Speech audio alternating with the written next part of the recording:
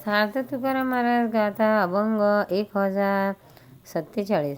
उगविल्या गुंती ऐशा मागे नेनो किती, उगविल्या गुंती ऐशा मागे नेनो किती, ख्याती केली अजामिळे होते निघाले दिवाळे, ख्याती केली अजामिळे होते निघाले दिवाळे, मोकलीला प्रायचित्ती कोणी न धरती हाती, मोकलिया प्रायचित्ती कोणी न धरती हाती, तुका म्हणे मुक्त वाटे वैकुंठीची गळगळाट, तुका म्हणे मुक्त वाटे वैकुंठीची गळगळाट, उगविल्या गुंती ऐशा मागे नेनो किती, उगविल्या गुंती ऐशा मागे नेनो किती.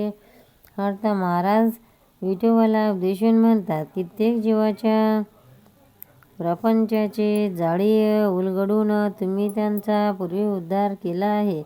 अजामिळाची सर्व पुण्ये नष्ट झाली होती, तरी अजामिळाने मोठा पराक्रमच केला असे म्हटले पाहिजे. सर्व तीर्थ व प्रायचित्ते यांनी त्याला टाकून दिले, त्याचा उद्धार करण्यास ती तयार झाली नाही. त्या अजामिळाने नामाचा एकदाच उच्चार केला, तेव्हा त्याचा वैकुंठाचा रस्ता तुम्ही पाय वाटेसारखा सोपा केलात.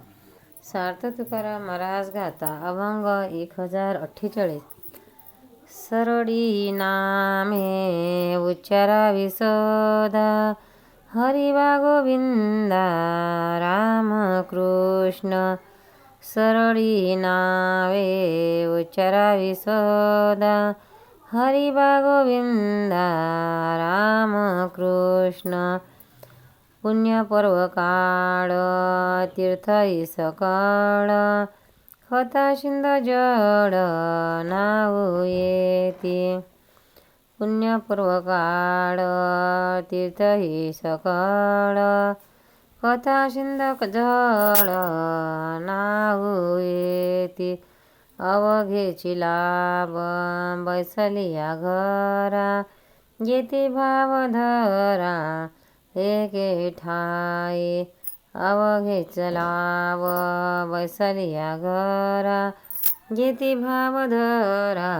एके ठाई, शिळ्या मेंढ्या गाई सेवा घेती म्हशी, कामधेनु तैशी नाही एक, शिळ्या मेंढ्या गाई सेवा घेती म्हशी, कामधेनु तैशी नव्हे एक, तुका म्हणे सुखे, तुका म्हणे सुखे पाविजे अनंता, हे वर्म जनता सुलभची, तुका म्हणे सुखे पाविजे अनंता, हे वर्म जनता सुलभची, सरळी नाही नावे उच्चारावी सदा, हरिवा गोविंदा राम कृष्ण.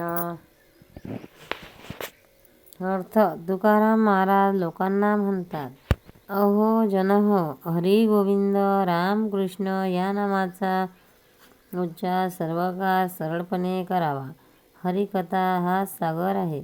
सर्व तीर्थ आणि पर्वकाळ त्या सागरात स्नान करण्यासाठी येतात. एका देवाच्या ठिकाणी भाव धरला असता सर्व लाभ घरबसल्या प्राप्त होतात. ज्याप्रमाणे शेळ्या मेंढ्या गाई म्हशी यांची सेवा करावी लागते, त्याप्रमाणे हरिनामरूपी कामधेनूची सेवा करावी लागत नाही.